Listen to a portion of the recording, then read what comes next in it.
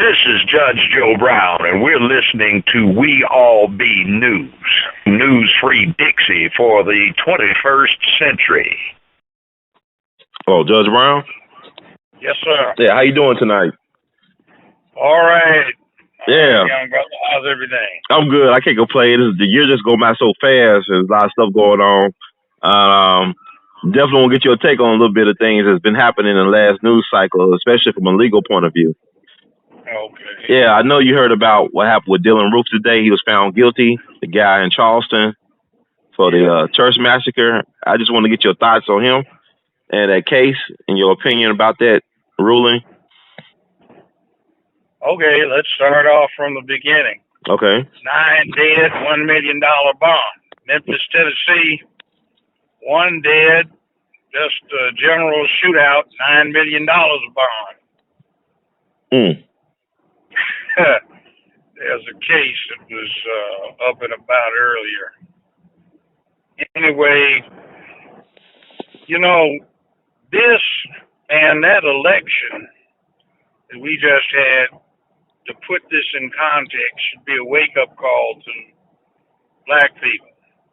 It's not all right, like so many seem to think, where just a little bit of fine-tuning is going to make everything okay.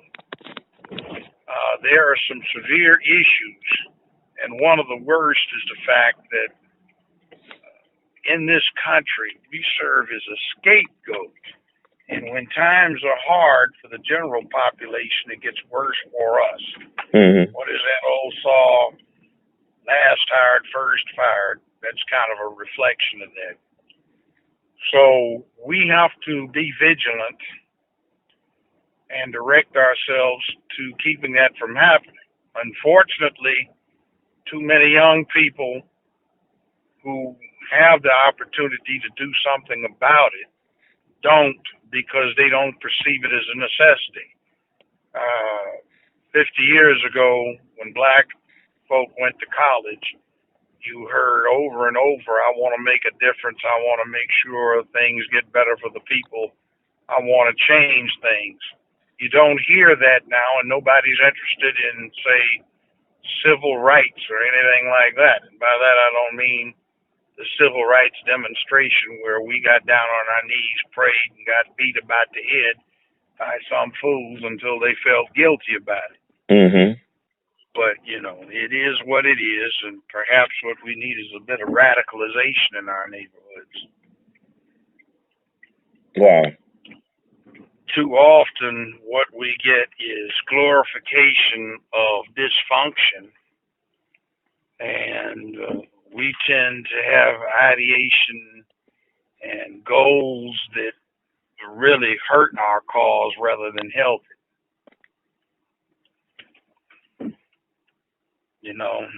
Mm-hmm. That's a bad problem. So, young people, focus. It's not over yet. There's still a chance for you to be a hero. Let me ask you this about, you talk about Black America, how Black America is the scapegoat. And I've been looking at the fact in this past news cycle that Donald Trump has been meeting with, respected, successful Black people, like icons like Jim Brown or even the Kanye West. He's been meeting with people, business leaders, Black folks, entertainers in the community. He seems like he's very much concerned about providing some type of a Black agenda, a program for Black America. What's your thoughts about that? I think Donald Trump represents reality. And one of the things we have forgotten is the necessity to cope with reality. A good old boy redneck will probably treat you better than a West Coast, East Coast liberal when it comes down to the crunch. Mm-hmm. West Coast, East Coast liberal might invite you to a party so they can say that they've been around some militant blacks or black people that are doing something, but that's about as far as it goes, and they look down on you with a task-oriented inferiority. In other words, there's nothing you can do they can't do better. Good old boy might say, hell, at least he can do a car, or he can be a mechanic, or hell, he might even be a good doctor. There's a different kind of thing going on here. And I told some folk a while ago there, if you ever get a chance, Google it. The name is Conrad Lorenz, Lorenz. Mhm. He was a doctor from the 1930s. He was Jewish. He escaped the Nazis in Germany. And he wrote about aggression. And one of his postulates was that anytime you get a large body of people, you get a mass of interpersonal hostility and aggression. Most countries have to have an outside boogeyman. So it's them and us. So you can have a home team, visiting team mentality. And if there are problems, you can scapegoat or vent your frustrations and aggressions on the outside threat. In America, we've got black people, so we have an internal scapegoat. So even if the white person in question would never directly think about lynching a black man, he would vicariously vent on the black man. In other words, what they say when there aren't any of us around is a reality. And I think one of the things that came out in this last election, fortunately, revolving around Trump, is you heard a lot of that language that comes out when we are not around, you know. Mhm. So we tend to forget that, but it's a reality. So at least when it's out in the open, it could be worked with. When it is insidiously put behind a smile, a grin, and a display of liberalism that masks the same racism, it's not good for us. You see, our elected officials, our appointed officials, liberal whites, black officials, they tend to do something that's interesting when they get in office.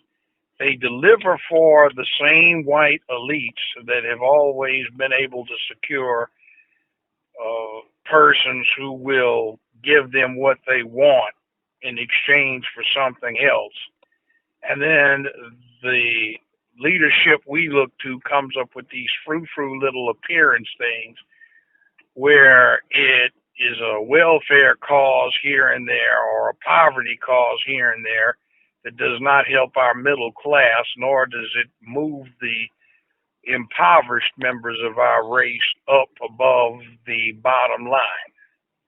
It Mm. doesn't get them out of the safety net. It does some dangerous things.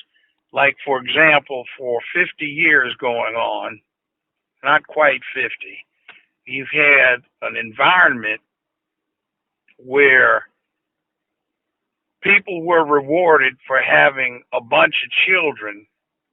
In other words, the more kids you got, the bigger your check. The predicate being that you could not get a job, you were unemployable, and you were undereducated.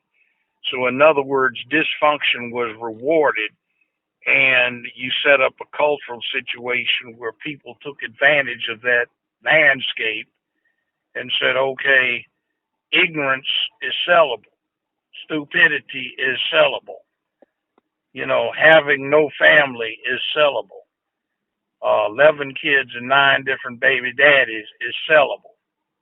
So you had that exploited, and now we've got a vicious situation there where the black family has been destroyed in a lot of the cities. Same thing going on with poor whites. Same thing going on in the barrios and to a growing extent with Native Americans. And we get the bottom rung of everything. The last hired, first fired, and the mainstream is beginning to suffer because this country has not come up with any governmental policy to do something about the obsoleted ordinary worker as a result of industrial technology and computerization. Mhm. So it's getting bad. The middle class drops down into the lower class. The blue collar becomes obsolete. A college education does no more than a high school diploma used to be. college educations are not reflective of a broad look at what's going on, but oh my God, it's so unfair to them. They want to go to grad school. So why do we make them take these breaths, make them understand the real world? And why don't we just let them specialize in their degrees so they can be narrow-minded ignoramuses, you know? A little bit of education becomes a dangerous thing. So we've got problems. We've got problems, and we're in the same position England was 100 years ago. They ruled the world. They had a British Empire that was paramount in world affairs. And what happened? They downgraded education. They had a class system that was bad, and they let the upper classes get too much of the money in proportion to others, and they had little glamour programs, socialism, to placate those who weren't on the top. And that caused a dialectically negative spiral, and the country fell down, and they lost out to the United States, and now the United States is about to lose that position to China. So there are cycles in the world, and I think we're on a downturn. I don't think we'll ever get out of this. And black people, well, we've kind of missed our opportunity. We had our window, but we got too full of dysfunction, and we want to be happy, and everything's all right. So let's go Atlanta housewifey, and it'll be okay. And we missed the door that we had. We get satisfied with a Barack Obama, who essentially looks like us, but he did nothing for us, and he has nothing in common with us. So we were going for Hillary Clinton, who looked liberal, but had nothing to offer us other than, once again, demanding and expecting our support, and 4 years, 8 years of getting nothing for it. So we lack incentives in education, and it's destroying the human infrastructure of the country. We are debasing our public education, which is how the country got where it was: black, white, brown, red, yellow. And we have not done what is necessary to maintain employment opportunities for all. We have completely forgotten about that, and we've just left it to this nebulous myth of private enterprise will solve everything, when basically all it is an accommodation of sheer rank greed. And when you talk about private enterprise being the solution to something versus governments getting involved in it, you have to understand, with the government, all that counts is cost and output. But in private enterprise, you've got cost, output, and profit. And in terms of maximizing profit, which is accommodating the greed aspect of capitalism, you always get a lot of corners cut. If there are efficiencies to maximize the output of invested capital, okay, fine. If it's their money, fine. But we've corrupted the process into a system where the taxpayers' dollars are used to stand in for private investments. And it becomes not private investment, it becomes risk of the taxpayer's dollar for the selective gain of private entrepreneurs. See, that's not the way the game's supposed to work. But it's gotten around to that. So we've got some problems. That was interesting, though, going back to your point about what happened with the conviction. Now they're moving on to the death penalty aspect. Now he's trying to And claim insanity, right? yeah, but still, no, he's been found guilty. Once you get found guilty, then going to the sentencing aspect, all kinds of things come out. I found it very interesting that he was attending church services with them and was looking them right in the face. And we were so anxious. Oh my God, we've got somebody on the other side come to worship with us. You see, we get too caught up in expressions of belief rather than in realities. And, you know, he took them out. He was looking at them, eyeballing them, and smiling in their faces, and then killed them. That's the theory that they convicted him on. But, you know, it's a message there. What do you think about his selection of the church? Like they said, he allegedly said that he preferred the church over attacking a group of black drug dealers because they will fight back or shoot back, versus the church being not like that. What's your thoughts about the fact that he might have said something like that and the situation with the church today, the black church? Well, the black church is not really an institution designed to achieve socioeconomic political advance for our people. It's always been an institution designed, set up, and supported by the mainstream to placate our people and keep us passive and under control. It also goes to a thing concerning the Second Amendment, which one side says, look, those who talking about disarming, you know, you can't disarm a country where there are almost more guns than people. You know, they're out there. So when you start talking about disarmament, you get gun-free areas that, as the person who was convicted said, he picked the church because he felt it would be safe for him. So just keep that in mind. I would say this, after 40-some years in the criminal justice system, one way or another, the police can't protect you from being killed. But the only thing they can do is draw a white outline, chalk outline around your body, and perhaps bring whoever killed you into trial, or bring them to justice, or charge them, but it didn't protect you. They can't be where they need to be to protect you from random or targeted homicide. It just doesn't happen. So he said it. He said going to a church was a place he felt was safe for him, and he hated black folk, so he decided to take some of us out, so he went to a black church.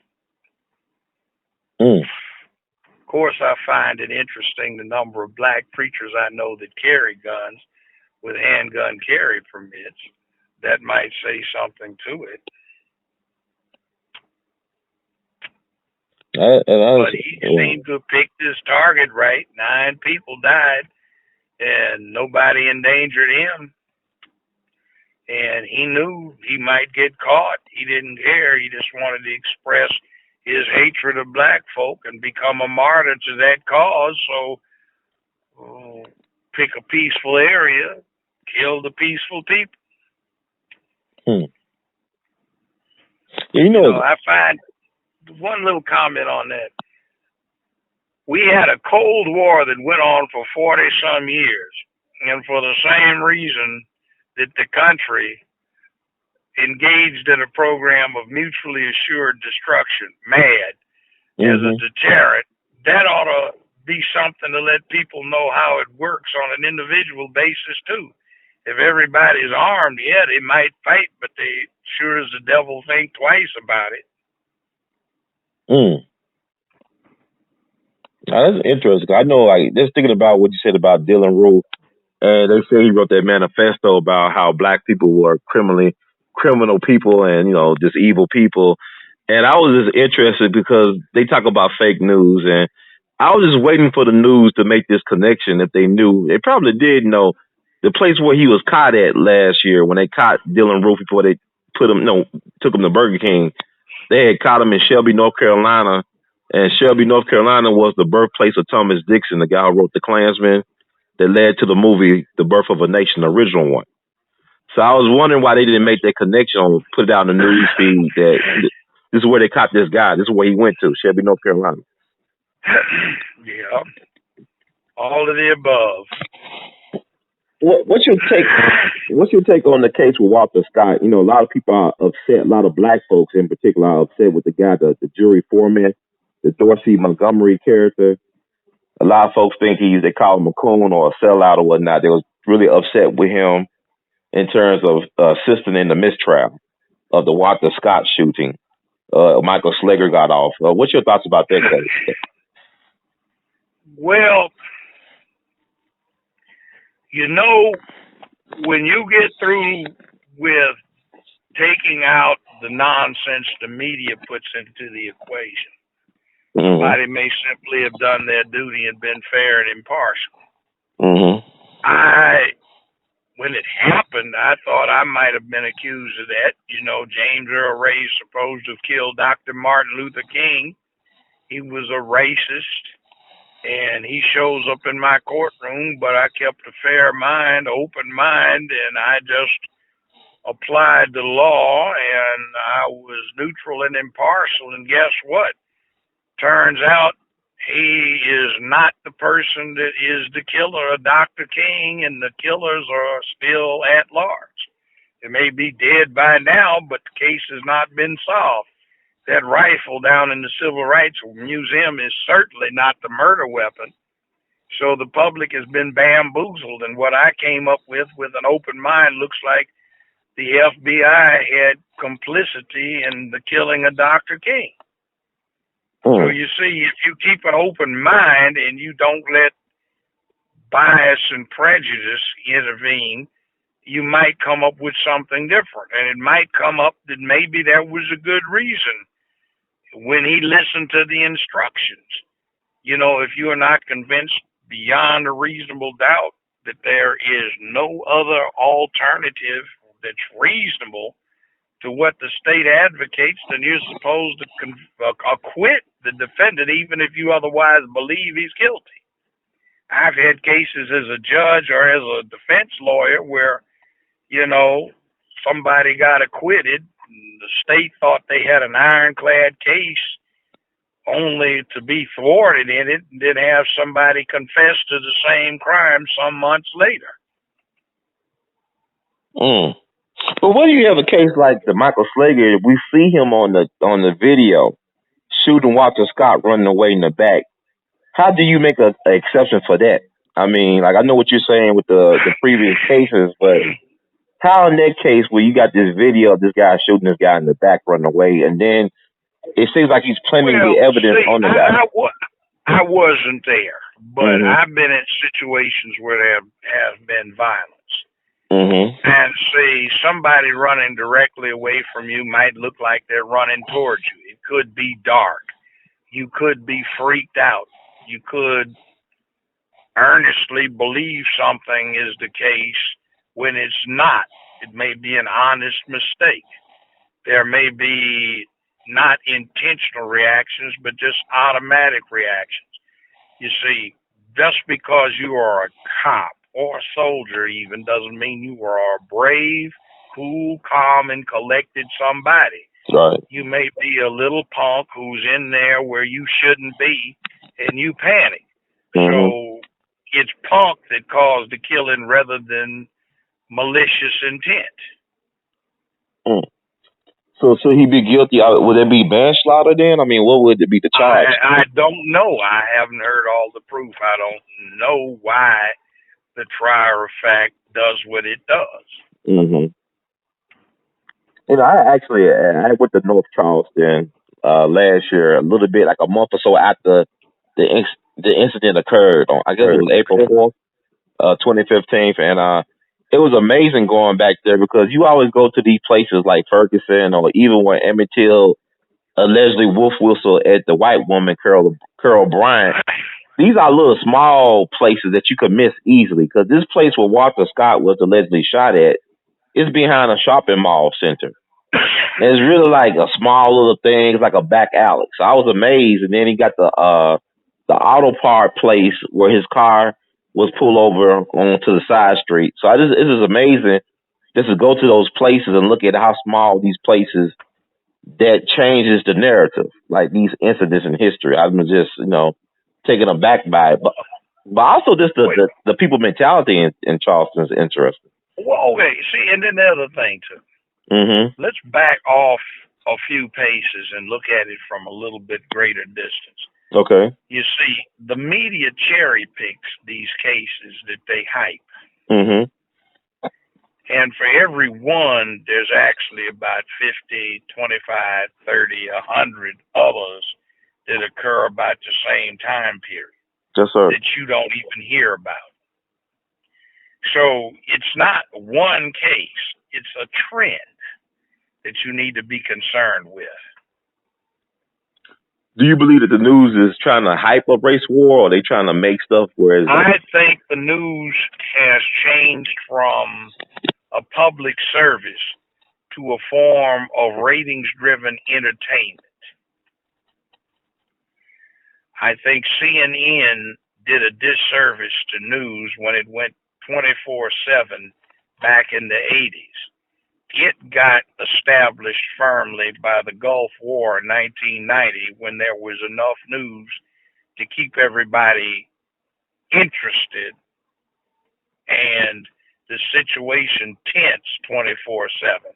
mm-hmm. But most of the time, there's not enough news to be worth 24/7 attention. But since we have that kind of format now, CNN, Fox, all that, what we wind up with is a trend to making it not an entertaining presentation of events, but to make it an entertainment in and of itself. So it becomes tabloid journalism rather than effective journalism. So it becomes gossip rather than objective reporting. It becomes editorialization of a certain point justified by cherry picking portions of the news rather than editorials clearly expressed as opinion. Even the Pope talked about the tendency of the media trying to take most of its time to destroy reputations and deal with sensationalism rather than being more matter of fact. Mm-hmm. Also, you saw this in this last election in November, as well for that fact, back when Bill Clinton won his second term. They predicted that Clinton would be slaughtered. They predicted that Trump would be slaughtered. He wasn't. Mm-hmm. And neither were. And I suspect that is because they're so out of touch with reality. See, there's a lot of what they term flyover country. In other words, if you get an airplane and you fly from Memphis to Chicago or Memphis to L.A. or Memphis to New York or New York to L.A., all that stuff 35,000 feet down that you fly over, that's a lot of America, and they don't have any touch with that. They are entertainers. They didn't start off doing in-depth field reporting. They weren't that old-timer reporter who went in harm's way. They have a certain social outlook, cultural outlook, political outlook, and they just simply do not come into contact with, reach out to, meet, or understand ordinary people. So when they look for something, the questions they ask, the things they look for, the places they go are the wrong places. A lot of the incidents that they report, these cases we're talking about, are actually the wrong cases. They just pick them up because they come across the wire, and at that point, somebody is looking, oh, look at this. This looks interesting. Let's cover this. This ought to get. people tuned in to hear about it.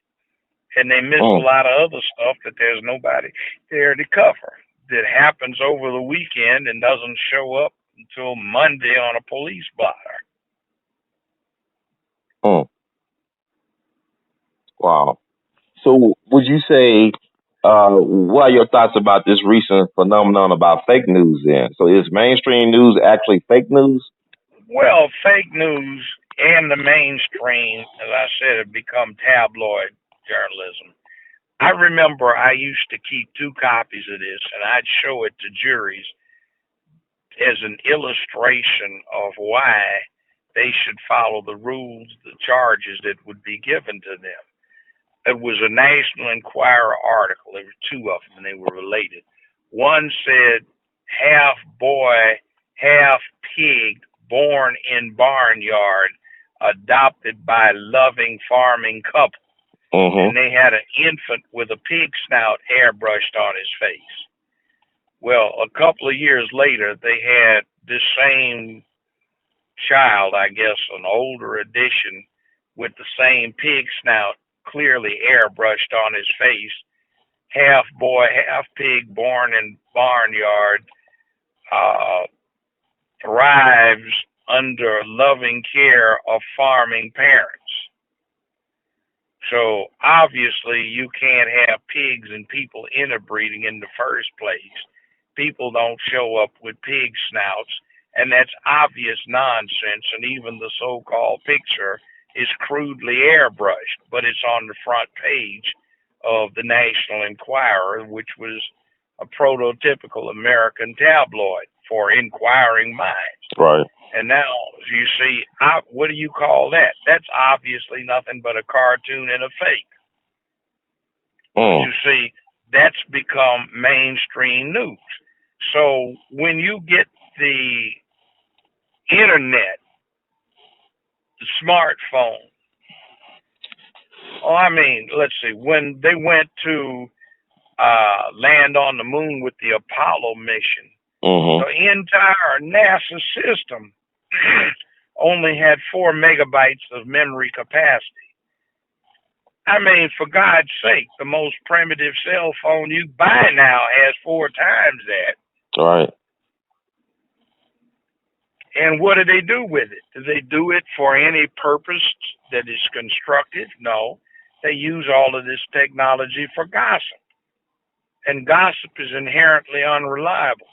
And the net is filled with fake nonsense, idiots talking about when they want to go to the bathroom, when they're constipated.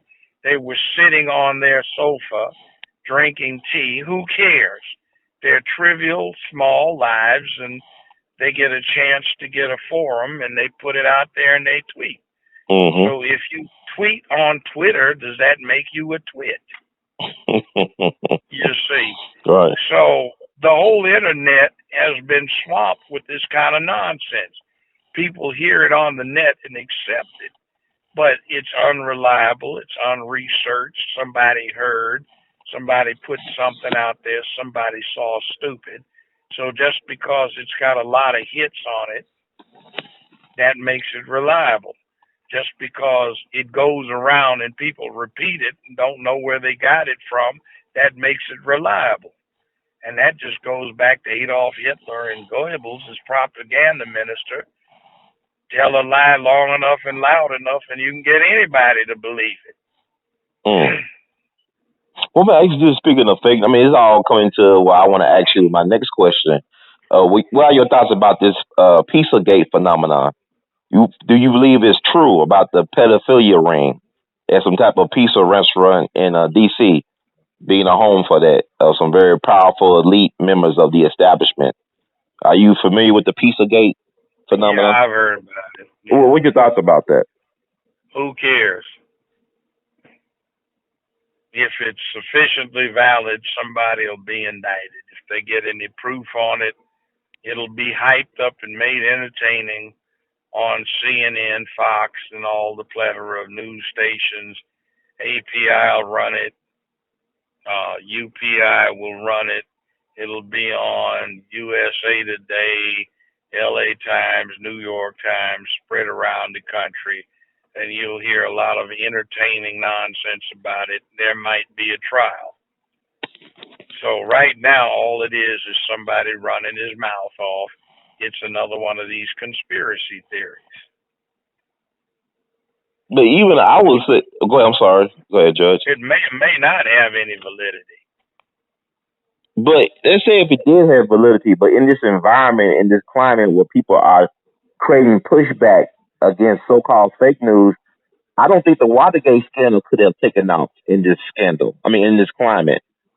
Look, if it's real, somebody will investigate it in somebody's DA's office, a local U.S. attorney's office.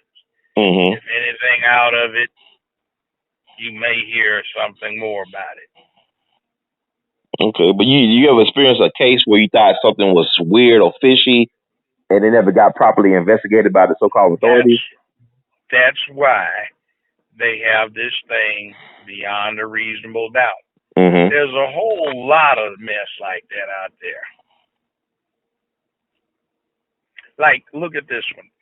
You've got this Muslim woman who in New York falsely claimed that she was harassed by Trump supporters because she was Islamic. Mm-hmm. She concedes that she was lying and nothing happened. Okay. The same thing in the media today. You've got this black cop who is indicted for shooting a black suspect who was armed when he was shot first, but when he falls, the black cop is alleged to go stand over him and shoot him in the chest after you can see his gun thrown over a fence. Now, that's one separate alleged crime. Mm-hmm. But then you find he was terminated for homosexual molestation of another somebody in a drunken incident in a bar, and then there are separate 1, 2, maybe 3 accusations against him for improprieties and other matters. So, okay, it makes him look really weird, but is any of it true? Mm-hmm. You see, you don't know until it's put to the test. But it makes an interesting contrasting news event. No, that's interesting. I mean, this is something I know. I had saw a video clip of Denzel. I believe he was at a screening for his new movie Fences coming out on Christmas Day.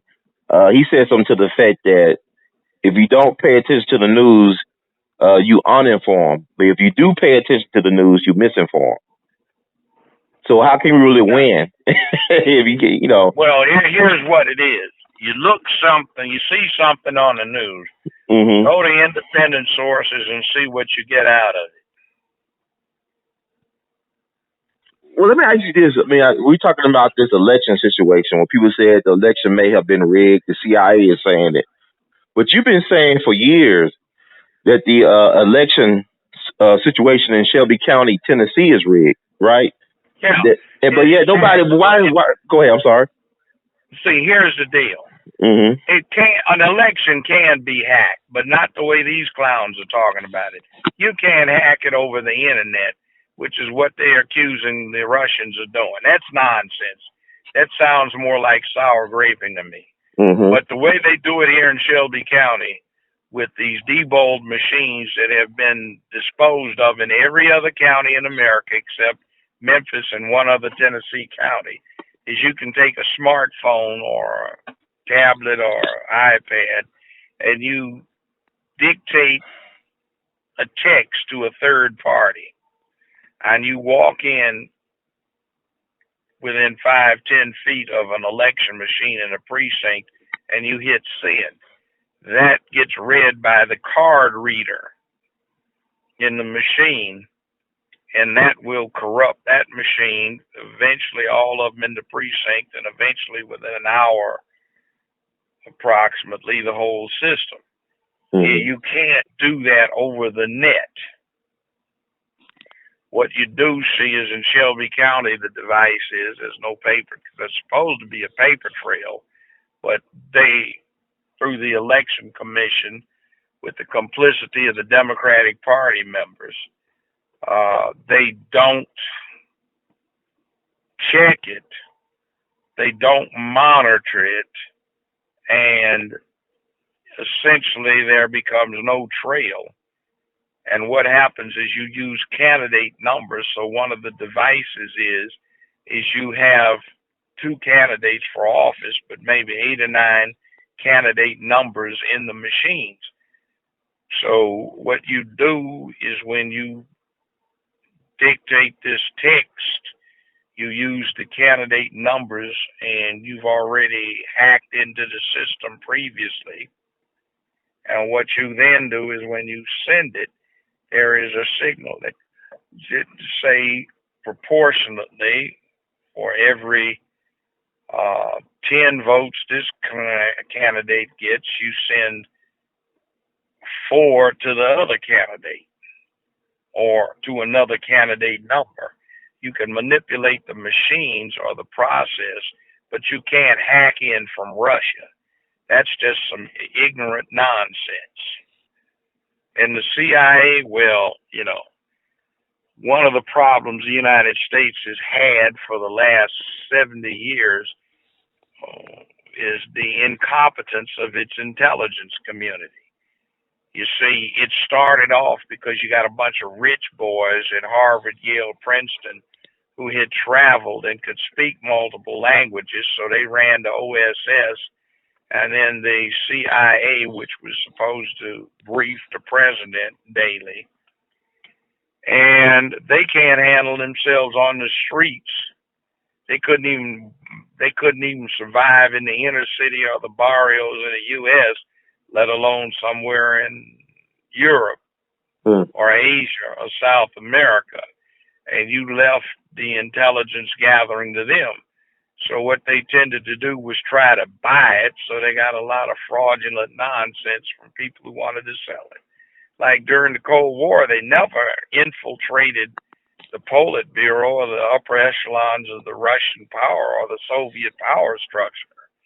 Whereas the other way around was true. They never infiltrated Castro's Cuba, but the other way around was there. So we never knew how to run an intelligence game, and our information has singularly been reliable. What we have tended to do is, since we could not find out information relative to what is actually going on in the world, we decided to dictate what was going on. So the CIA became Murder Incorporated. And too often, it's like take Saddam Hussein. To offset religious fanaticism in the Middle East, you get a Saddam Hussein who's a strong man who will keep it in control and secular. And then, he gets to be inconvenient, so you try to double cross him, maybe assassinate him. He gets mad at you, and then he starts doing stuff, so then you want to take him out. There are articles on Osama bin Laden from back in the 1980s about him being the middleman, taking the engineering plans to make nukes to Pakistan, with the complicity of the U.S. government as a counter to India having nukes at the time. You get this mess in the mid-'80s, the Iran-Contra thing, arms for the Contras, and Osama bin Laden becomes the middleman to transfer the weapons and Stinger missiles to the Afghanistani, quote, freedom fighters who become the Taliban eventually. And then make the money transfers and arrangements. So when that hit the fan, Ali Gar North became a scapegoat. I guess they tried to kill bin Laden, it seems, and he got angry. So Reagan's plausible deniability could keep him from being impeached, which it ultimately develops, and nobody wanted to look at it at the time. But Reagan signed 3 executive orders directing his people to disregard the congressional passed laws, which is impeachable. So you see, we got a whole lot going on there. I mean, also I'll think about what you were saying You go back to the 50s with Iran and the situation we did, the CIA did with the overthrowing the government, the democratically elected Yeah, government of Shah Iran. of Iran. We Right, got right. rid of him. And that's our problems right After, there. I mean, to well, this see, day. well, look at the oil crisis.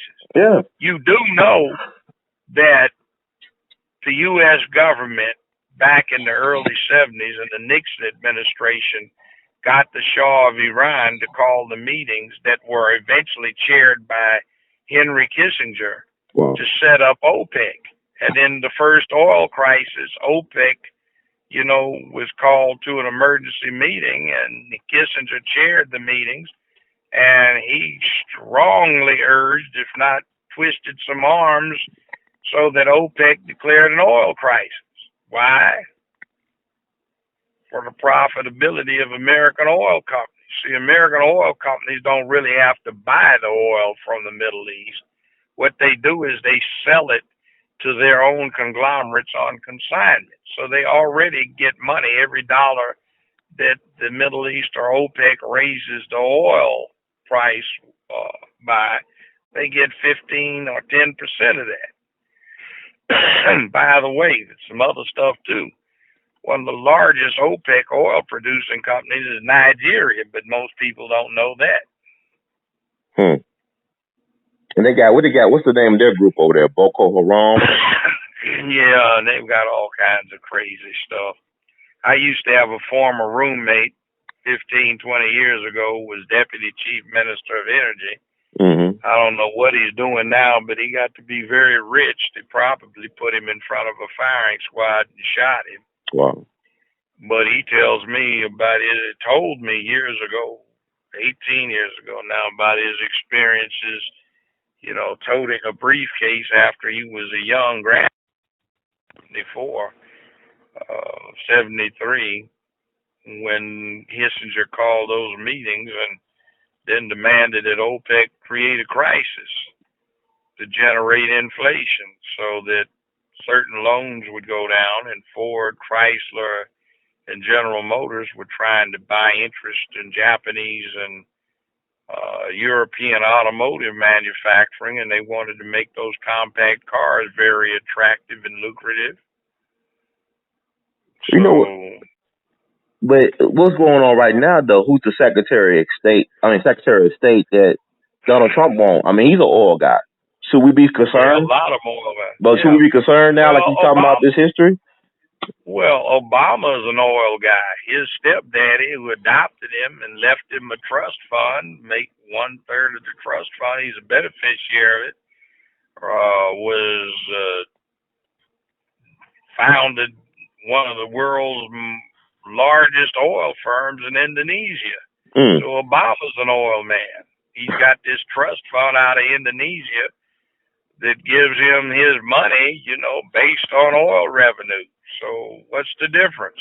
Well, I'm saying Bush and his daddy are beneficiaries of Zapata Oil and Zapata Offshore Oil, set up by George Herbert Walker Bush with the complicity of George Herbert Walker, Uncle Herbie, who founded Halliburton in 1946.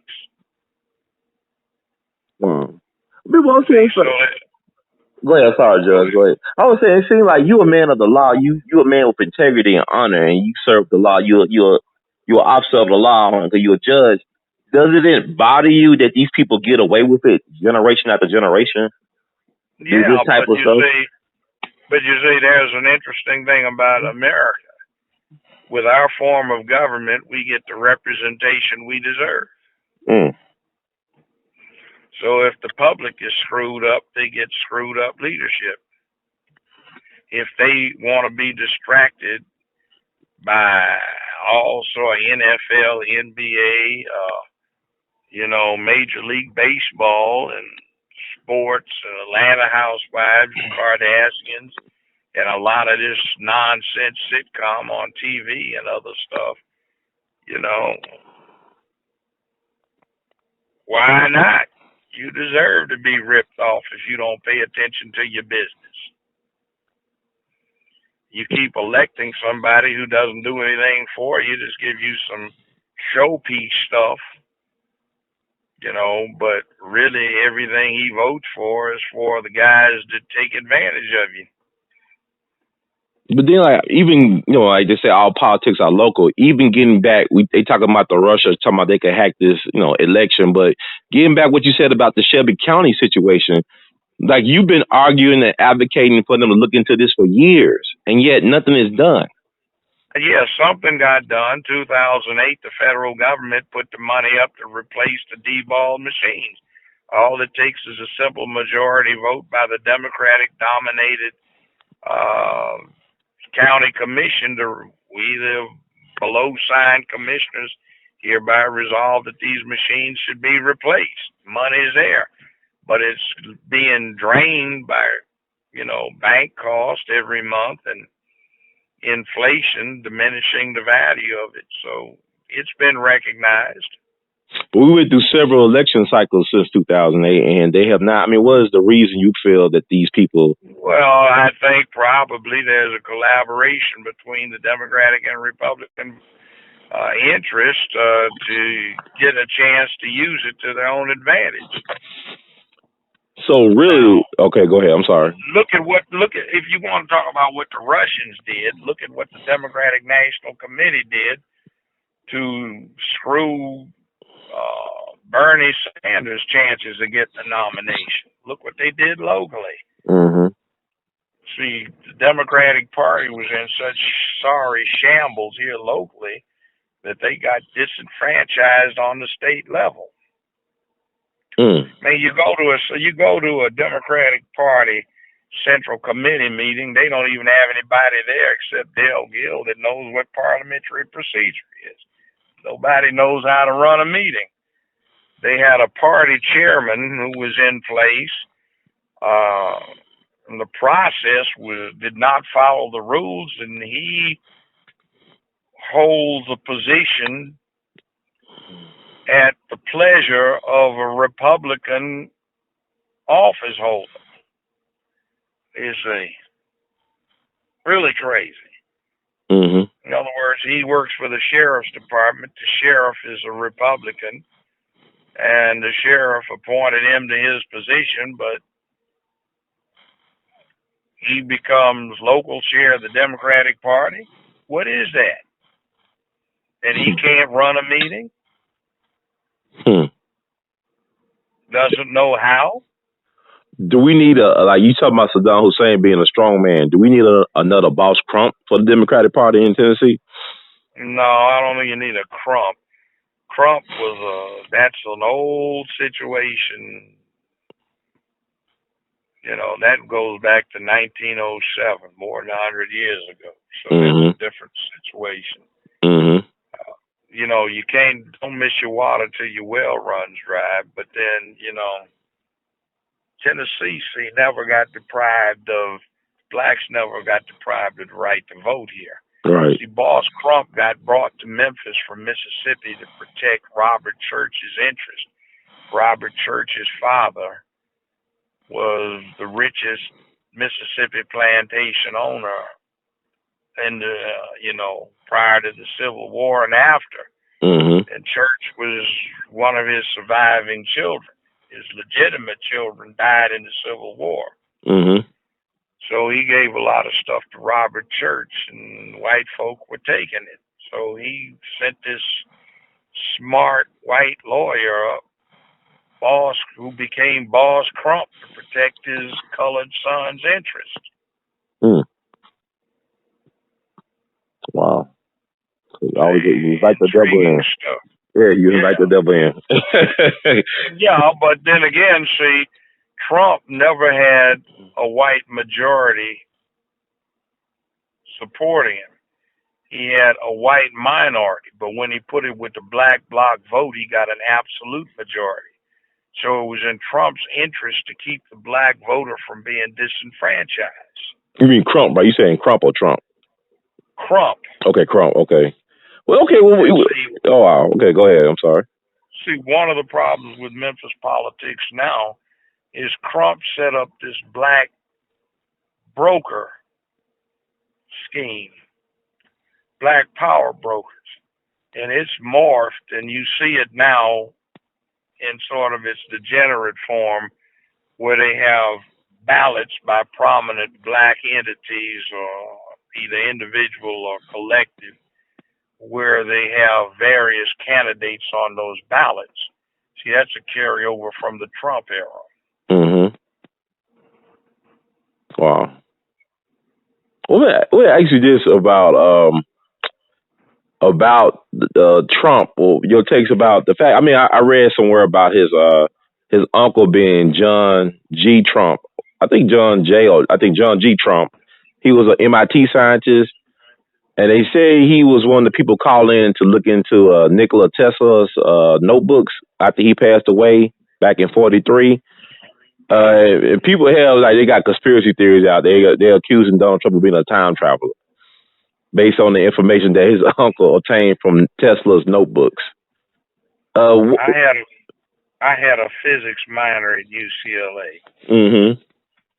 and I still keep up with it. I assure you, Donald Trump is not a time traveler. What do you think it is like about people with these conspiracy theories? Do you think that are conspiracy theories bad, or does it show people are thinking about stuff?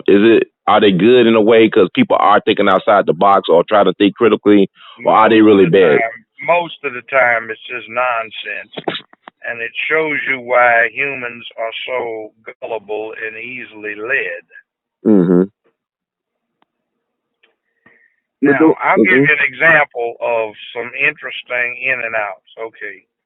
We've heard all of the anti-Islamic rhetoric from the Trump group, right? Right. We've heard about Bannon and Breitbart being racist and anti-Muslim, right? Right. And Stephen Bannon of Breitbart News, who is Trump's advisor. Right. Well, has anyone heard of Raheem Kassam? He's He is the London editor of Breitbart News. And he met with Trump November 20th in Trump Towers, accompanied by Nigel Farage, a British member of parliament, who is a far-right conservative.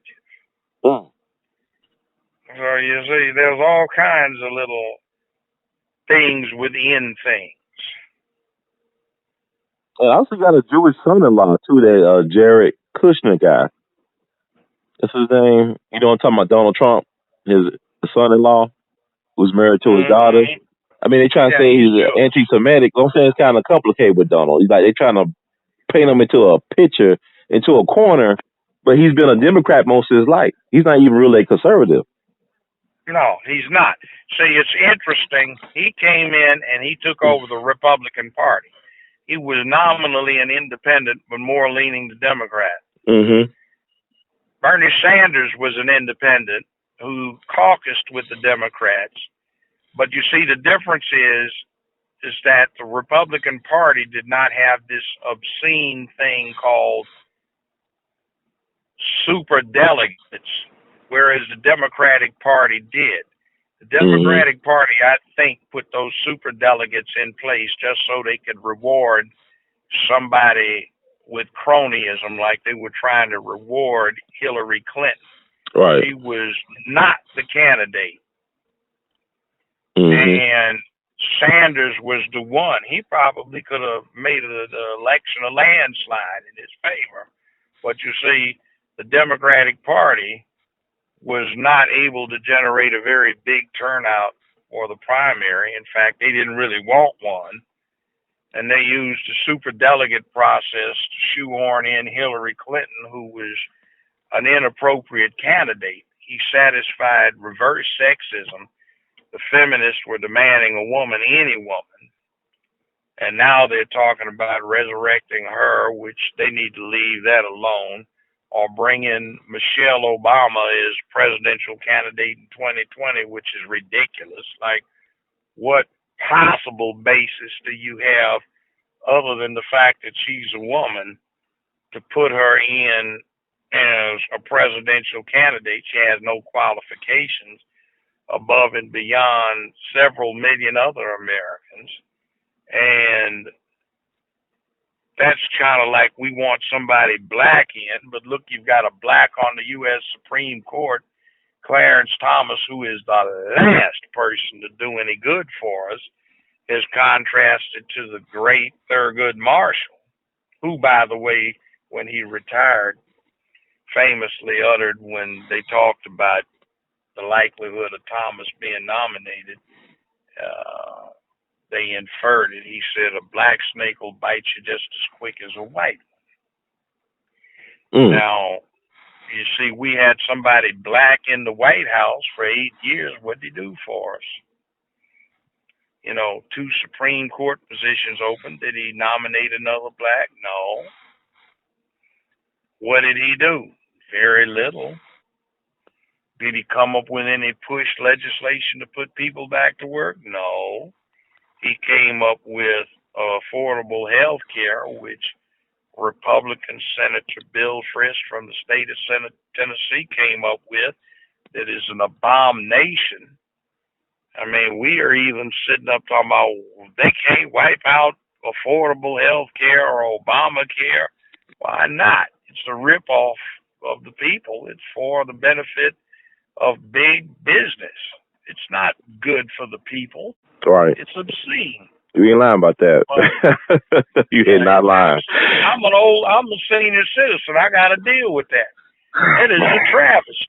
Man, they're trying to kill you all types of ways, Judge Brown. I mean, they put, see, that goes back with fake news and the net and everything else. Now, you see, the bad thing is back some time ago, you know, what you had to say got vetted. And it might be unpopular, but if it was astute or different, you know, it made its way into the public eye. Mm-hmm. Nowadays, any damn fool can get on the net and be heard. That's any true. Damn fool or fools can come up with fake news. Yep. So you get all of this hype, and it goes back to that principle: tell a lie long enough and loud enough, you can get anybody to believe it. And that ties in with what Abraham Lincoln said. You can fool most of the people most of the time. Some of the people all of the time, but you can't fool all of the people all of the time. So every now and then you have to wait an opportunity for the third case to come along. You can't fool all the people all the time. But, you know, people are so easy to fool. So we have beliefs, but we have little wisdom. Mm-hmm. Very much we believe in conspiracy theory and that the world is flat, and if you go too far, you'll fall off the end of it. But we have very few people that study geography, very few people that read, very few people that can read very well. Mm-hmm. And everybody can vote, including the ignoramuses. Why do you want to vote for him? I think he's handsome. What does that have to do with it? Or he's cheating on his wife. What does that have to do with whether or not you get put to work? Right. Oh, he's one of us, but is he good for us? Mm. You see, you get all kinds of crazy things. Go off and vote for a chick flick matinee idol. Mm. New hope, new and improved. Hell, maybe what's mature and wise. That's the appeal of Bernie Sanders and Donald Trump. Mm-hmm. See, and the media tells, look, I know people, and I know a lot of my friends and the people I hang with, and some of my people that I know talk about, oh, he's embarrassing. He's so crude. Well, he just sounds just like you do when you have 2 or 3 mugs of beer in you. Right. You know, so what's the difference? He ain't saying anything I haven't heard you say. Right. Or, well, I like Hillary. Why? Hey, you know you couldn't stand being around a person like that for 5 minutes, being in the same room. So where did you get the idea that you'd like to have her in charge of you?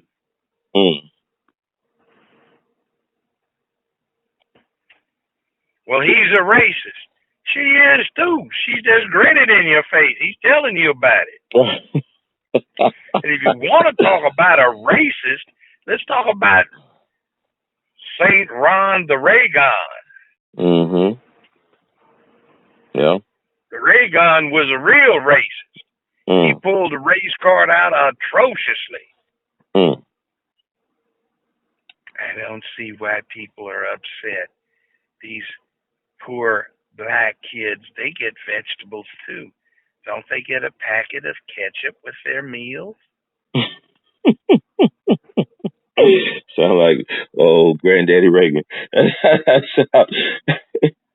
Well, I want to ask you this though.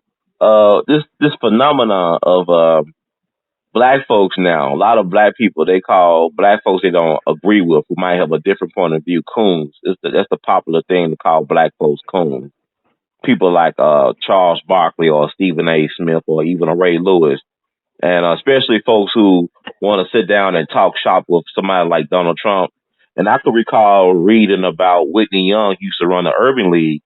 Like he actually met with Richard Nixon and was able to get more money out of Richard Nixon than he did out of Lyndon B. Johnson and Kennedy combined. Nixon gave him $28 million for the Urban League.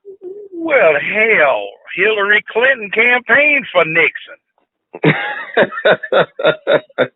You talking about like a snake oil salesman? Political action and war on drugs. Yeah. She was a Republican until a year after Nixon got elected. Yeah, that's true. She was head of the Young Republicans at Wesley University, all-girls school. So, I mean, what's the difference? But you see, some of the people that are calling the coon name now, back in the 60s, they'd be called coons. I agree with you. They just use it so sparingly. It's just really like it lost its sting. We'd say, brother, been co-opted by counter-revolutionary forces.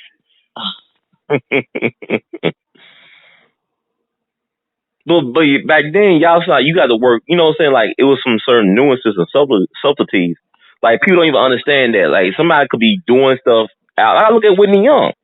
He did some things that might not people consider like be help, but he was trying to help black folks in the corporate world. He was doing things to make concessions and stuff like that in order to get black folks in, as far as I'm concerned. And his image took a hit for that. I mean, they said they tried to kill him at one point, some black nationalists supposedly. Well, you know, it was all about. See, they had a concept then called heightening the contradictions. Do you vote for the lesser of two evils, or do you vote to heighten the contradictions? In other words, if you went for heightening the contradictions, you went for something that would make the reality obvious rather than something that would disguise it. Like voting for Trump. Yeah. Yeah. So could this be a redeeming point for black folks, particularly young black people as well? Since we missed out on the last 8 years, could this be something that could be not only a wake-up call, but just something that could actually help us get organized and really refocus, and recalibrate? Yeah. See, Big Daddy in the White House ain't going to really help you. It's all, like you said, logo is all about helping yourself. Right. Now, it certainly doesn't hurt if somebody's not trying to get in your way. But see, we just don't get it. It's all supposed to be so easy. And it's all supposed to be so safe. Like I listen to young black folk. We've got to get rid of guns. Brother, why in the world do you want to get rid of access to firearms? You're talking about making changes, which is dangerous. Do you really want to be disarmed talking that when you just become another fool Negro they can kill when they want to? Good point. Mm. Like you said, we think we could have revolution without the blood. Like Malcolm said, we can't have no bloodless revolution. But like you said, we never really been given the opportunity. We have been given the opportunity, but we betrayed it. And so like we try to opt out of that. You see, the older I get, the more I get really nauseated with the prospect that for the years we were in slavery, they made us into pretty good domestic animals. Mm-hmm. You know what I'm saying? In other words, yes, a wild animal, you got to worry about it. Domestic animal will sit there and be peaceful to you, even if you intend to eat him.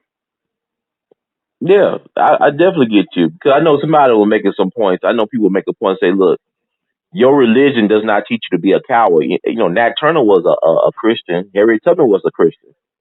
You know, they didn't go around their knees and bow down and let somebody do some harm to them. They fought back. So what is this thing with us and this religion? Like, we'll forgive folks. They didn't ask for our forgiveness. Like, even Dylan Roof, he killed all those people in cold blood. He didn't ask for nobody's forgiveness. Well, see, here's the thing. There's Mm-hmm. never been a successful revolution driven by religion. Okay. Religion and revolution don't mix. Mm. That'll be an interesting debate. I can hear some of these black preachers around Memphis already calling you out on that. These young Well, guys, I like these don't young care. firebrand. I know most of them, and they don't match my standards of firebrand.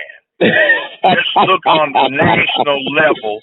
Do we really have any black leadership in America? I mean, back days ago, when you could be lynched, shot up, murdered, assassinated, we had more aggressive black leadership than we have now.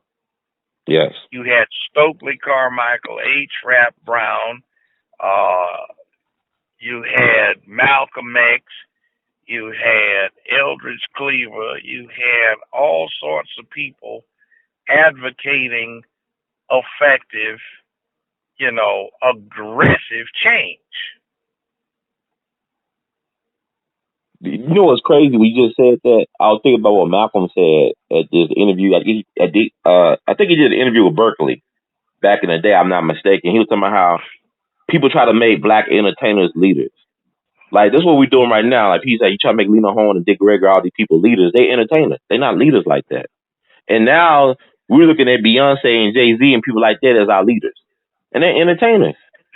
What? I know. What the hell is that? I'm asking you. I want to know what your thoughts about this. Because you was back there and doing stuff now. Look. I did stuff back then, too. Mm-hmm. A lot of us did. It just didn't hit the papers. We Right. were just sort of linemen, We did our part. Mm-hmm. But you see, it's like this. See, you can be a celebrity and have good sense. But on the other hand, being a celebrity doesn't mean that you have. Right. Being a celebrity means you can be a dangerous down somebody, but being a celebrity, doesn't keep you from being, but it certainly doesn't indicate it, since you've been into entertaining. You've been into accommodating the forces that be in the white power structure that keep down aggressive, real people. You have been leading to the pacification of your people. Mm-hmm. And you've been into a fantasy world.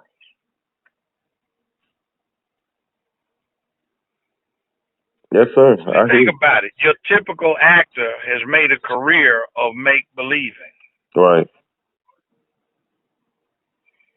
Now, granted, let's take movie actors. You can get somebody who came in laterally in the 60s when there was a real wall, like Jim Brown. Right. I was thinking Jim Brown took nothing off of nobody. I met him. Mm-hmm. Probably wouldn't remember me, but a friend of mine used to be his bodyguard. All right. Mm-hmm. Jim Brown took nothing off of nobody. He was a hell of an athlete and a hell of a man. Mm-hmm. Okay, yeah, they put him in the movies, but he came in collaterally. He didn't come up with, I always wanted to be in Hollywood. Right. You see, and I looked at him. Judge was going to sentence him, put him on probation. He said, I ain't doing it. Just put me in jail. I ain't doing that. I was a judge at the time, but you know what I had to say? What you had to say? Hey, go for it. Came down that. But also he did work in the community, like trying to build up black businesses, even with his American organization. To this day, he has done stuff in the community. So he is a real leader outside. He just didn't use his football and say, I'm a football player, I'm a national spokesperson for black people. He actually did work in the community to get that legitimate leadership mantle. But a lot of folks just leaders because they put out one of the best albums of the year, or they got the hottest TV show or movie, and people think they're supposed to be a leader for black people. What is it? Kanye said I support Trump. Right. I would have voted for him if I had a voted. Right. Look at that. That's ridiculous. He met with Trump a couple of days ago, but he had to go to a mental institution for that, supposedly, for that little rant he did. But the bottom line is like, I would have voted for him if I had voted. Right. He didn't do it. He didn't do anything. Right. Now just shut the hell up, keep your mouth closed, and quit profiling and go learn something. I have no problem with your enthusiasm, but, hey. What do you think about your advice to these activists, like the Black Lives Matter movement? Is people already know it's been co-opted by white liberal forces, like they actually provided the seed money for these people, and and the LGBTQ. Right. What's your thoughts about? I mean, what's going on with black activism today? What are your honest critique? Look. The bottom line is they're angry about the wrong things with the wrong kind of mental attitude. I'm angry. Well, are you willing to fight about it? Well, yes. Well, okay. What kind of skills do you have? What do you mean? Can you fight? Well, I'm going to get out there and can you fight? I didn't ask you if you can run your mouth off. Have you ever been in a fight? Huh? Well, yeah. I took an activist. No, I don't want about an activist position. Have you ever been in a fist fight? Of course not. Right. That's awful. Just shut up. Go stand over there someplace. And keep your mouth closed. Wow.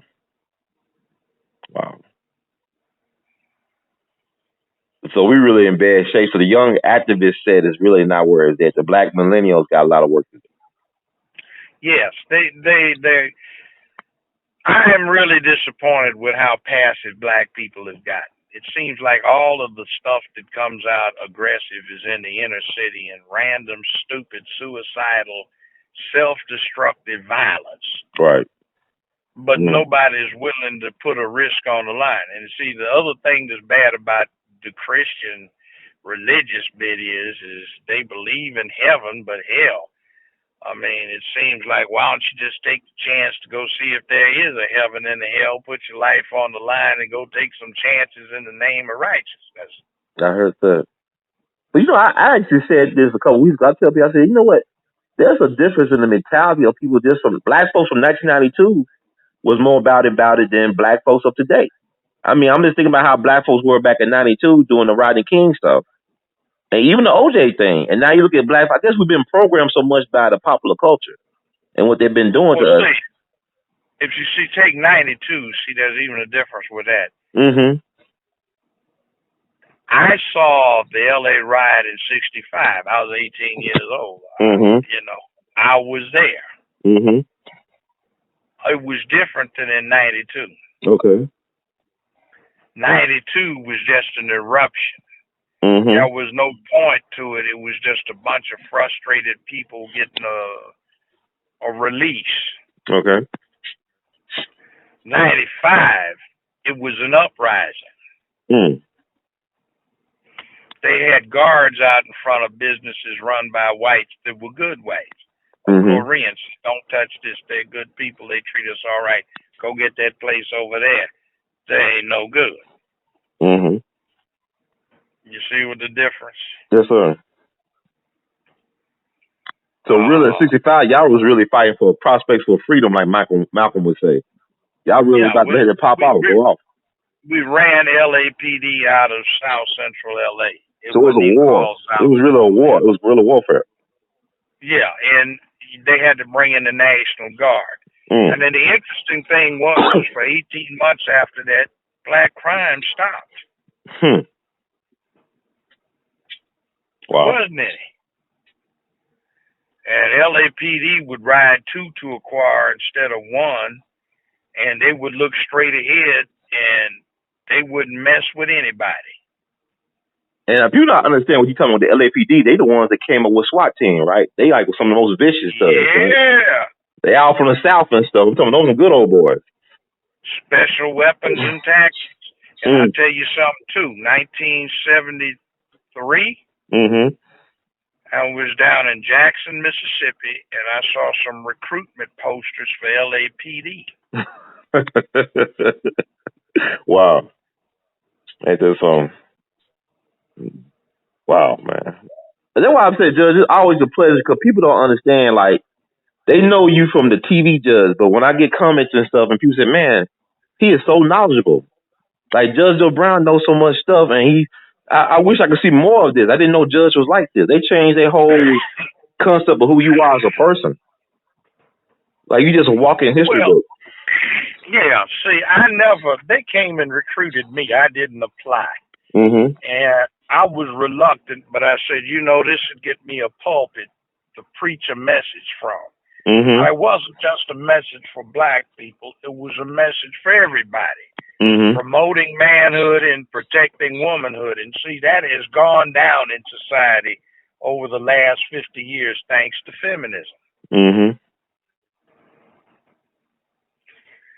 Protecting womanhood and promoting manhood. Also, I want to bring you something about feminism. Now we know that the majority of white women are not feminists because they voted for Trump over Hillary, right? Would they be correct? Yeah, well, 43% of the women voted for Trump. 40, something like that, so it's, it's like. And Latinos voted for him too, though. That's crazy. A lot of Latinos voted for him. Yeah, but you see, bottom line is it's like you get somebody being so ultra nice and genteel, and if you want to get the proper perspective, get one of these things. Just think, what is it, Dallas? Remember Dallas with Hagman is J.R. Ewing? Right. Remember the women in Dallas who were always so polite to each other and trying to stab each other in the back? Right. Like Hillary, I guess. Exactly. By the way, when I lived in California last, Hagman was a neighbor of mine. He was a Democrat, actually, right? He was a lifelong Democrat. Is that correct? I gather, yeah. I mean, he was liberal. I'll say he was liberal. Well, more so than his character on Dallas. Also, a neighbor up there was Anthony Hopkins. Wow. He was an interesting guy. I bet. We got both of them guys with interest. Well, Anthony Hopkins is a painter, too. He puts these art exhibits on every night. Nice guy. Okay. I've talked with him at some length. Interesting person. I mean, you're a very interesting person. I'm sure people that engage you found you very refreshing. I'm just an old man trying to do my thing, But, I get a lot of antagonism these days. See, people used to love me on all different levels. Nowadays, I get the worst hate from the people that are supposed to be in charge of stuff. Ordinary folk out there, they still like me, but I get so many haters, boy, it is pathetic. Well, I'm saying that hate is the new love now. When they hate you like that, they mean they love you. It's a form of love. It's just weird now because I guess it's just the climate of the times right now. People are so on edge for all the wrong reasons. It seems people are afraid of their own shadows, and people are afraid to go out. People are afraid to speak their mind. People are afraid to, and that's why it was refreshing to hear Donald Trump, kind of like an Archie Bunker. Like I look at him, he's from Queens too, so I look at it like he's just telling why. It's like when I used to listen to Don Imus in the morning. before he got in trouble with the Rutgers basketball team. I always used to listen to Don Imus in the morning on MSNBC because I want to know what white America really thinks. You know, what they really thought about, everybody. By the way, professional women's basketball, why don't they wear tights and stuff and glam up like women do who run track or play indoor volleyball? That's a good question. That's a good point, actually. I don't look at no girls basketball. I don't really look at WNBA like that. You know what struck me is kind of funny? I'm looking at I was at one of these sports bars. It may have been Buffalo Wild Wings or something. There's been somebody down there to talk, And they have all these TV screens up. And I'm looking, and there's men's basketball, and these males have all these wild hairdos and braided hair and everything. And I'm looking at the girls, and I can't tell the girls from the boys. There's a screen with women's basketball and the screen with the boys' basketball, and they dress just alike and had the same hairstyles just alike.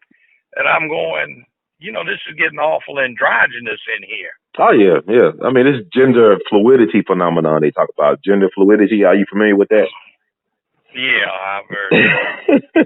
But when it comes to black men, it's kind of like a double standard, though. With black women, they get to have sex with everything. But with black men, if you have sex, with everything or with certain things or with certain people, you get outcasted. I think it's fascinating. We try to do everything they do. Now, I tell you something.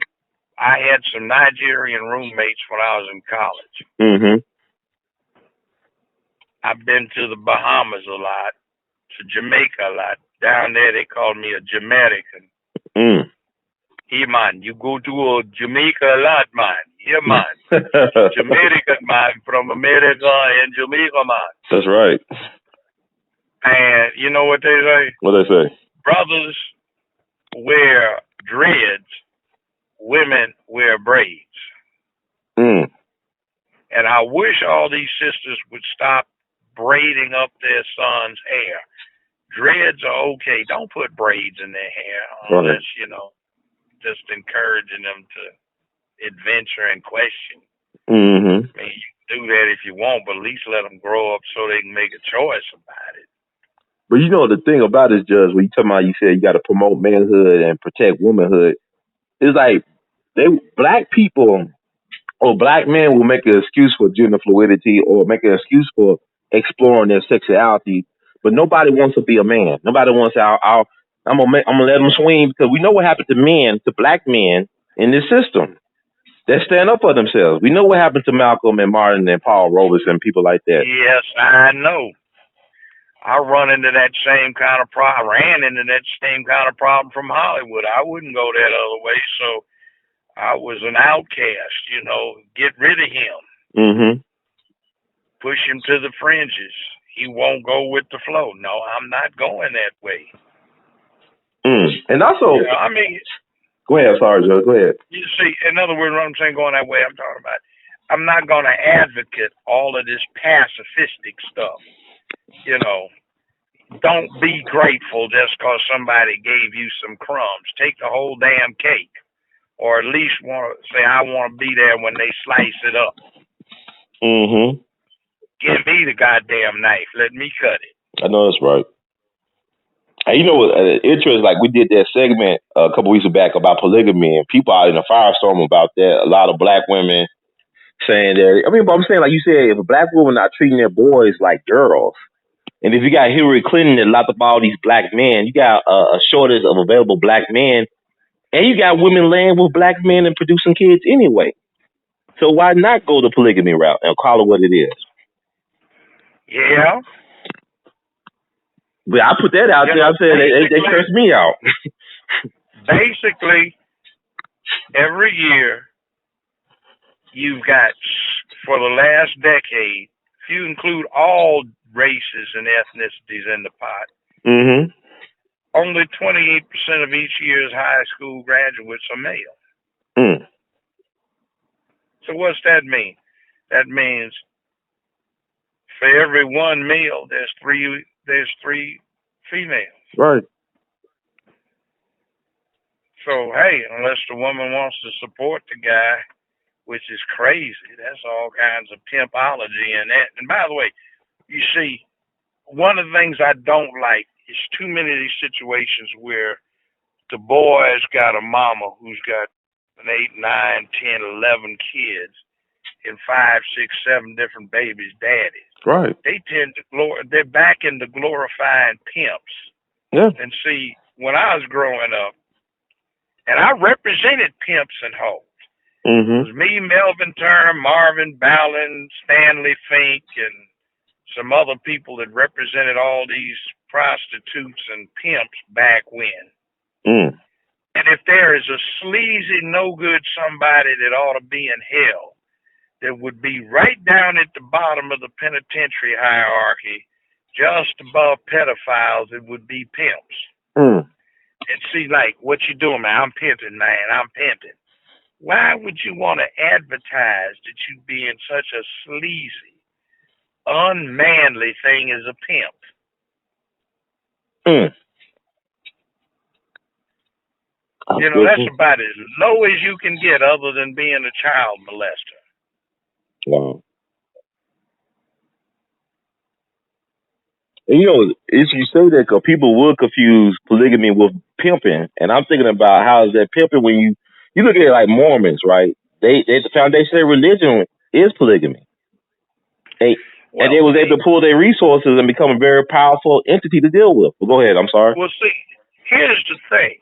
See, the bet on polygamy, the new polygamy we were talking about, is predicated on, okay, let's say you are a black man and you've got a graduate degree, master's degree, or PhD.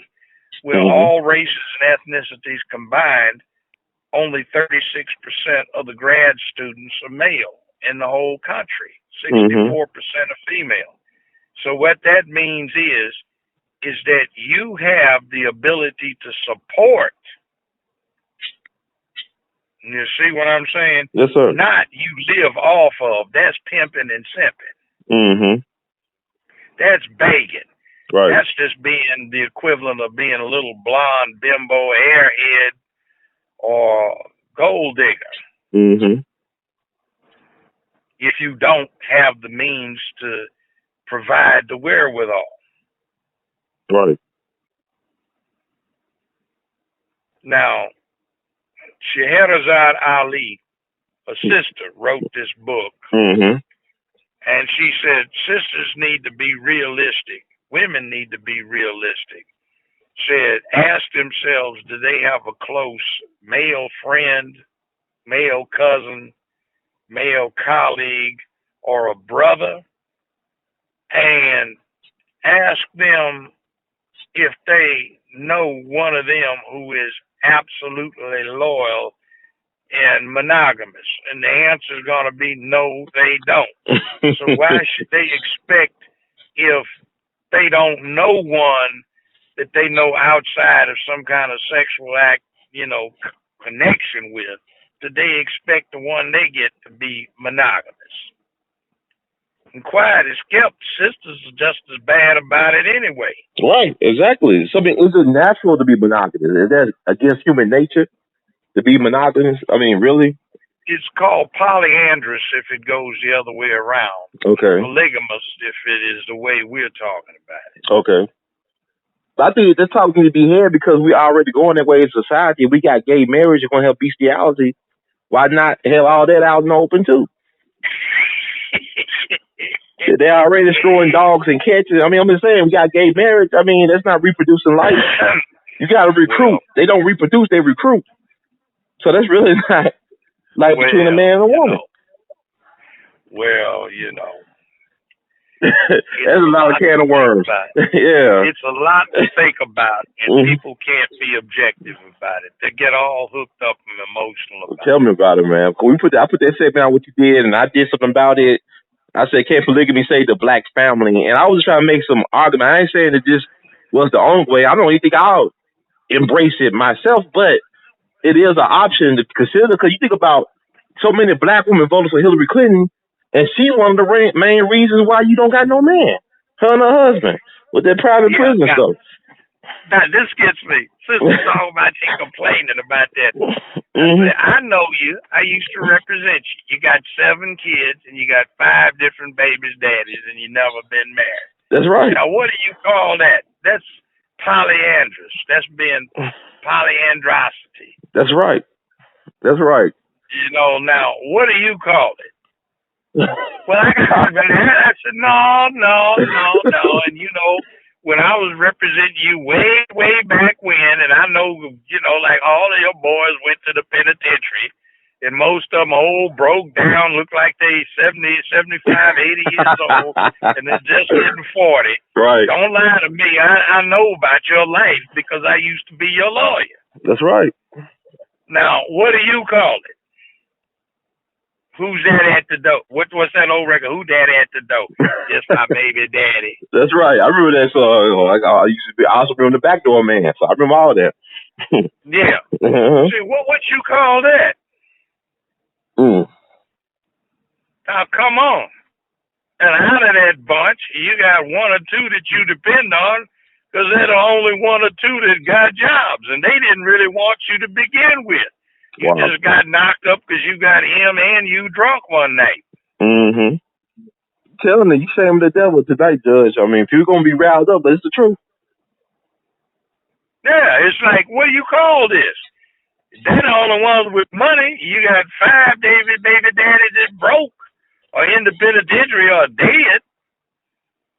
Then, you know, 1 or 2 of them you're going to exploit, you know, to get your vengeance for all the other mistakes you made. Yep. So, man, ask you this: how accountable or how responsible are Black women for the current situation in Black male and women relationships? Are they? Well, see, I think we've been ruined as a people because of stuff like this juvenile court travesty we've got in Memphis, right? Shelby County. You know, it's just like, I remember when I was first started practicing law. It's like Lloyd Brown Earl wants you to take, you know, wants you to represent me. You know, I've been screwing this dude from International Harvester. He make $14.62 an hour, and I'm gonna say he my baby daddy. It's really Earl, but you know, we go down there. Judge Turner gonna make him pay. All I gotta do is claim it. No, I can't do that. But he say give you 5% every month. I know I'm not gonna do that. Well, 10%. That's a high. We know I'm not gonna do that. And see, they'd run down there, and this travesty they've got down here that they call a juvenile court, where that whole building needs to be torn down to the last brick, built all over, and half of the people been involved in that need to be dug up out of graves and put under a penitentiary floor for wrongdoing.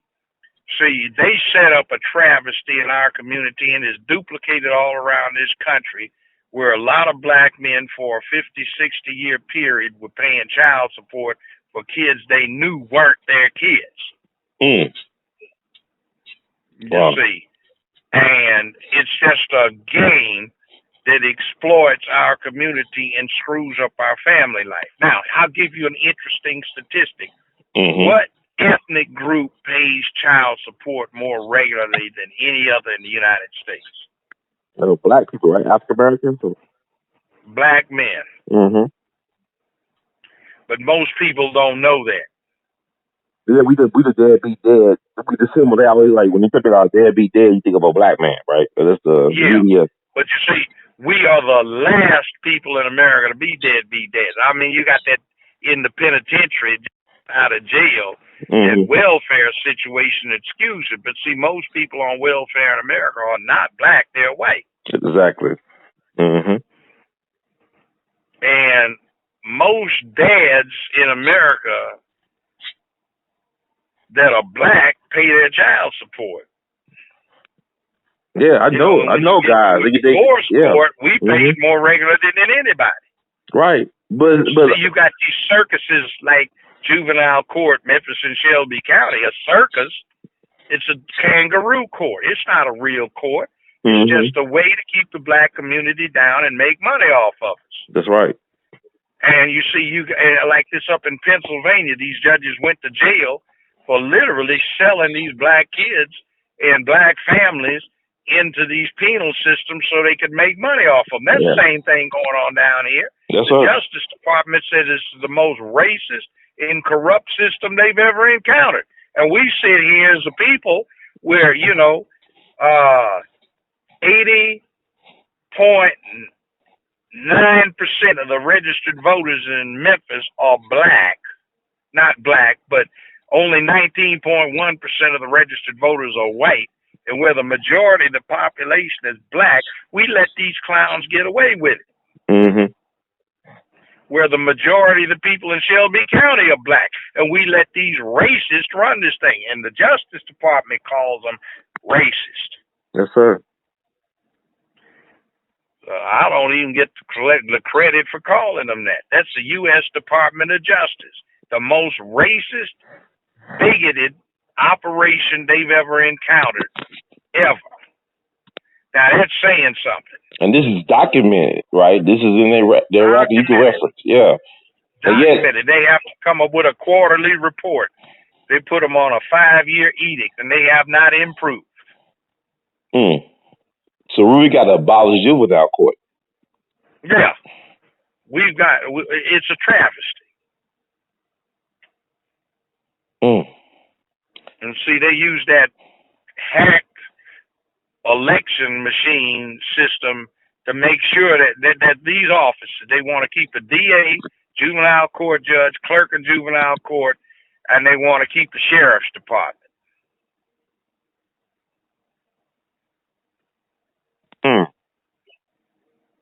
See, those are the power positions. The county mayor is just a frou-frou showpiece position. City mayor's actually got some power. But look at this. What's going on now? I'm not being racist about it. It's just you would expect, something better. No, but this needs to be taught. Yeah, but this is like part of, see what I'm saying? Like, you said we had a missed opportunity for 8 years. This should have been part of what we should have been talking about, how juvenile courts treat black men. And it should have been a movement around this. I mean, I saw John Legend. He requested that Obama pardon 36,000 federal prisoners or something like that. And I'm saying you got a lot of people in jail for this bogus stuff. And like, we allow for these people to get elected off of bogus election cycles and stuff. And for people like you who advocate for the people to be disenfranchised, this is a joke. I mean, I just think that we got to blame ourselves because we're paying taxes into a system that demeans and dehumanizes us. And we okay with it. We okay living in hell. We okay with the hell that we know. This is insane. This is. Yep. I mean, you know what I'm saying? Like, Judge, I mean, you said that the Justice Department called out the Memphis Juvenile Court. We know about the history. You talked about it on my show about Georgia Tan and that lady, that Irish lady judge up in juvenile court doing what they did to kids. Yeah, they sold kids. Last slave auction in America was held in 1963, 62 in Shelby County Juvenile Court. Wow. And there you go. That's what I call it. They were bidding on, and the money went in her pocket for selling babies. I call that a slave auction. It is what it is. That's true. And I mean, we're the largest city on the Mississippi River, and the Mississippi River was known for helping trafficking slave trade, so. Nathan Bedford Forrest and his partner Maples had the biggest slave dealing business in America right here in Memphis. That's right. That's right. And he's a state hero. The first KKK wizard. He's a state hero. Yeah, what they call it unofficially, Nat Turner Park, and they've got Nathan Bedford Forrest equestrian statue, and he and his wife's bones presiding over the damn thing. That's right. Down there on Union. Yes, sir. What is it?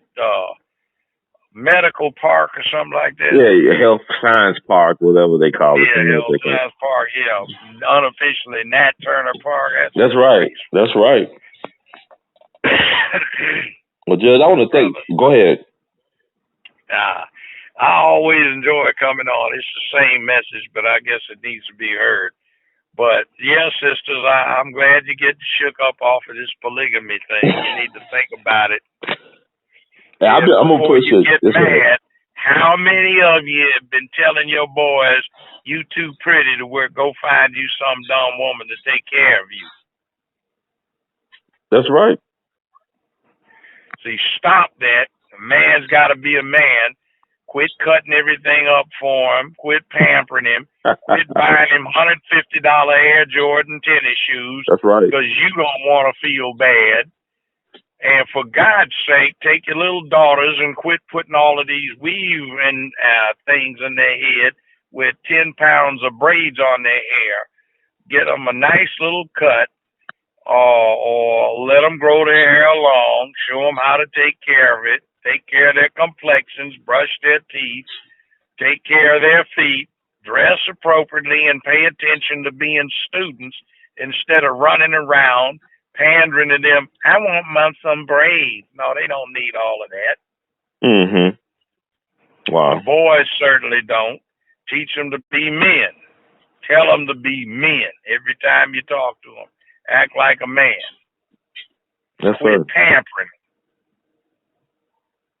Yes, sir. Thank you, Brother Judge, so much. In the words of Great Duke Elton, we love you madly. We always appreciate you coming on our platform.